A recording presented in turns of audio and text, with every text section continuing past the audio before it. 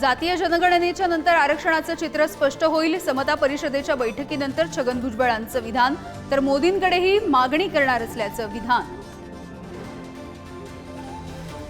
मराठ्यांना ओबीसीमधून आरक्षण देण्याच्या विरोधामध्ये लक्ष्मण हाकेंचं आंदोलन। पंकजा मुंडेंची एक्स पोस्ट करत सरकारला तोडगा काढण्याची मागणी, तर विरोध करण्यापेक्षा धनगरांसाठी लढा, जरांगेंचा सल्ला। वायव्य मुंबईमध्ये अमोल कीर्तीकरच विजयी असल्याचा ठाकरेंच्या शिवसेनेचा दावा। या प्रकरणी कोर्टामध्ये जाणार असल्याची घोषणा। सीसीटीव्ही फुटेज देण्यात येत नसल्याची नाराजी।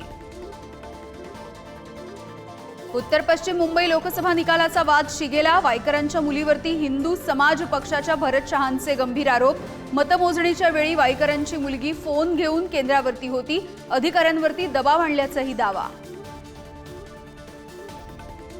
पुण्यातील दुष्काळ परिस्थितीबद्दल शरद पवारांचं मुख्यमंत्र्यांना पत्र। गांभीर्यानं नियोजन करा, महत्त्वपूर्ण बैठकीचं आयोजन करा, शरद पवारांची विनंती। कांदा निर्यात बंदीमुळे महाराष्ट्राचं परकीय चलनामध्ये मोठं नुकसान। राज्यामधून होणारी कांदा निर्यात 41% घटली। केंद्रीय वाणिज्य मंत्रालयाच्या ओपेडा संघटनेकडून आकडेवारी जाहीर।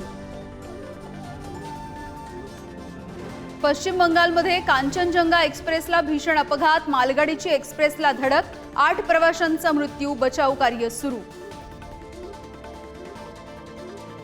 आळंदीजवळच्या वडगाव गेणंद इथे पोर्शे कार अपघाताची पुनरावृत्ती। अल्पवयीन कार चालकाकडून महिलेसह नागरिकांना चिरडण्याचा प्रयत्न, अंगावरती काटा आणणारा थरार कॅमेऱ्यात कैद।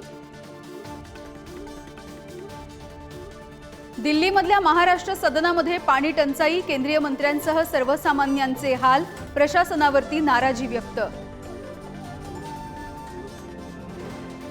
राज्यामधल्या धरणांमध्ये केवळ 2.24% पाणीसाठा, तर मुंबईमधल्या धरणांमध्ये केवळ 5.42% पाणी। पावसानं हुलकावणी दिल्यामुळे पाण्याची चिंता।